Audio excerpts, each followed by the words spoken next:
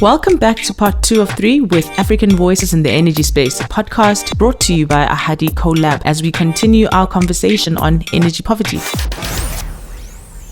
Now I want to talk about, there's obviously the mechanisms in place, which is what I want to get to kind of address the challenges and what's working and what isn't. There's the role of government policies such as the free basic electricity, and the free basic alternative energy. It plays a role in reducing energy poverty. It has been effective in certain senses, and in some, it's a real failure because those obviously have to be subsidized, and I think some of those subsidies can be blunt instruments.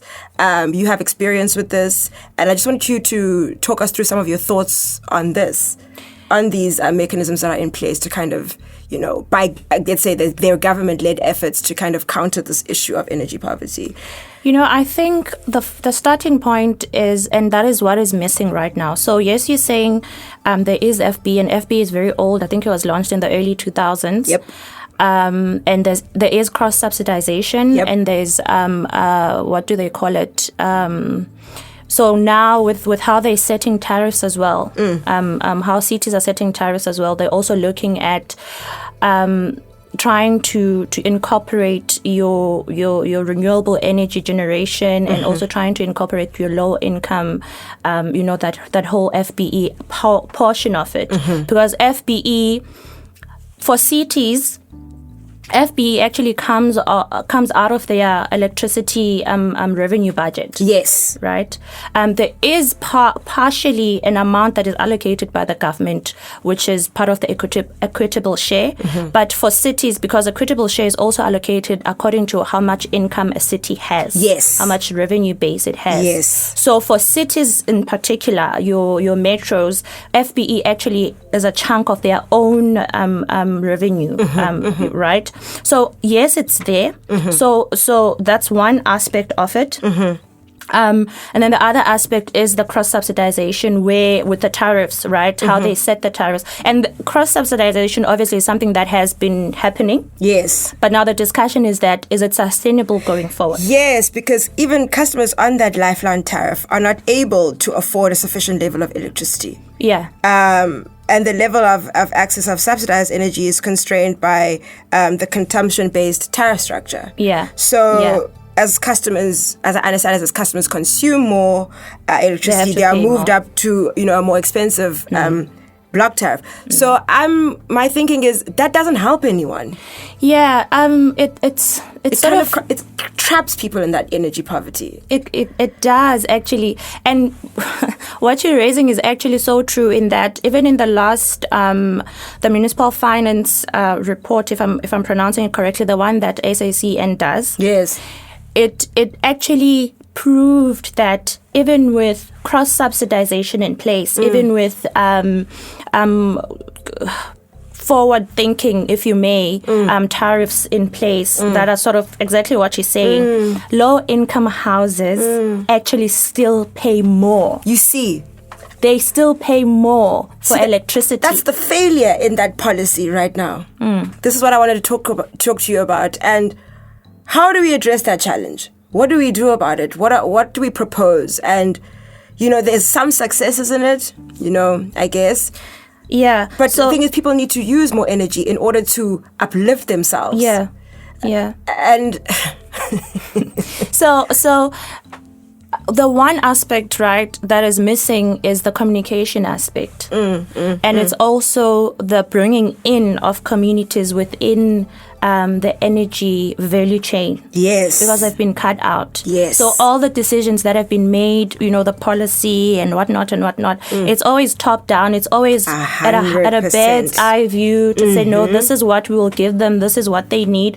And it's always based on assumption that, okay, because this person is earning 3,000 a month, they probably don't have appliances, for example, or they probably have a few appliances.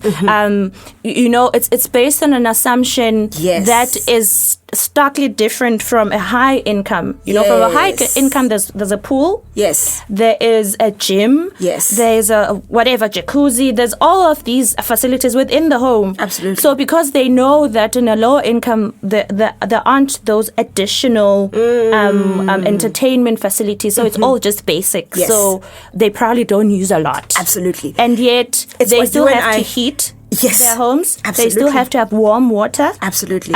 They still have to boil the kettle and have, so to sort of like balance the equation, because if I'm living in a social house or a house that is provided by the government, I'm obviously not going to have a pool and I'm not going to have all those expensive things. But the equity comes where now we say, how do we heat our water? How do we warm our homes? How do we cool off in summer? So that is where the equity comes in. Absolutely. You cannot expect someone else to use a 3-foot pot to warm their water for tea when you can just tap a kettle. Absolutely. Right? Absolutely. You cannot expect someone else to use some form of lighting, a candle or whatnot, when there's lighting that is available. So that's where the equity comes in. It's a conversation you and I were having just before this podcast about who drafts policy and who's allowed to participate meaningfully in these decisions. And how you've got this kind of divorce between the people who have to experience this versus the people who are in charge. And it brings me to a question I have in front of me, which I want to talk about, which is, has there been enough engagement with communities to determine the types of solutions that will work for communities? So is there an opportunity for South Africa to rethink how policy is designed? What are the opportunities that exist?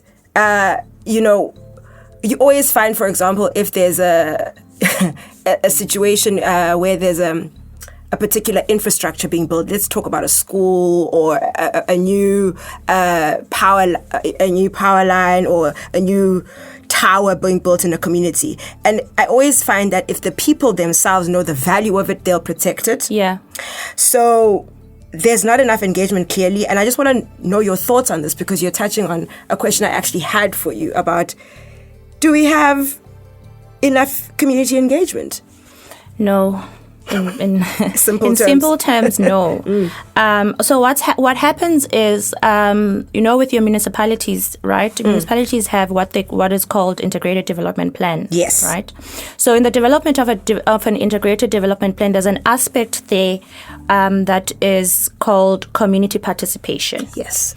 So for community participation, that is only when communities get to participate in what is being planned for them. But the disjuncture there is that IDPs are at a local level, but there's provincial and national. So national actually sets the policy that the local implements. So the only time they get to be engaged is at the implementation phase. So everything has already been done. So for example, the FBE, yes, who decided that it has to be 50 kilowatts? Yes. For everybody, yes. When was the study done, and for the fact that it's still remaining at 50 kilowatts an hour, there hasn't been any update over the years to say how have households actually changed. Yes, do we still define a low income household with a bracket of 1,600 to 3,500 per month income? Yes. Do they still need, or do they even want to use other forms of energy for other needs in the house? Or has it evolved to a household that actually uses energy for entertainment, uses energy for small business opportunities and other things? So that needs to be looked at. And the only way that is done, like a nice example of this was during the time when the expropriation of land without compensation hearings were being done. For me, I felt that is how each and every policy that is being developed, when it's still a green paper or whatever the case, that is how they should be going about it. It should be open. If it's not going to be physical, then let it be online, because everybody does have access online. I mean, a lot of people within our townships, our kids, in fact, the fact that we've actually just gone through a period where we were all forced to sort of exist online has improved access to internet in a way, right? So internet poverty is also a thing. Yeah. So why not hold those public hearings online? You know, why not open a Facebook page or a Twitter account or a YouTube account where you can actually, and then people post whatever it is that they want to do. Speaking more to the stakeholders, not just being a big business, not just being energy intensive users group, not just being the Minerals Council, not just being, all these well-established academics, institutions. not even just us, we're working professionals, but beyond that, like I can't go into a particular community that has certain experiences and just like do a lot without the adequate research being there. So that's one aspect, the fact that engagement is not sufficient and it's not properly targeted at what is being done, right? And then the other part is where you were saying if a person, if infrastructure, for example, is owned, or if the community understands what it is about, then they protect it. So it brings me to going back into the energy discussion, that there's a phenomenon that is obviously, it's a global phenomenon, but we haven't yet realized it in South Africa. The energy democratization phenomenon. Energy democracy, right? yes, absolutely. So with that on its own, it speaks to that whole value chain. Yeah. So pulling away the power of just making a decision to say we're going to generate from coal and that's it, and we're generating from a national perspective, and you're going to get, and then it moves down like that. So the fact that now our energy or the energy sector is now sort of like moving, or it's decentralizing. Yes. It kind of now creates that opportunity for energy democracy to take form, to take shape. But obviously for South Africans, it may take shape and form in a different kind of a way, where, for example, your local government or municipalities become the drivers of own generation. Yes. And if energy is generated at a local level, it cuts out the middlemen, it cuts out the transmission costs, it cuts out the distribution costs. So people are actually seeing it being generated. That's one aspect of it. And then the municipality now cuts a lot of costs that go into Eskom, because they're procuring bulk from Eskom. And it significantly drops the cost. You're speaking again to another question I was about to have here, because we talk about national policy versus a local policy. And right now there's the energy transition happening.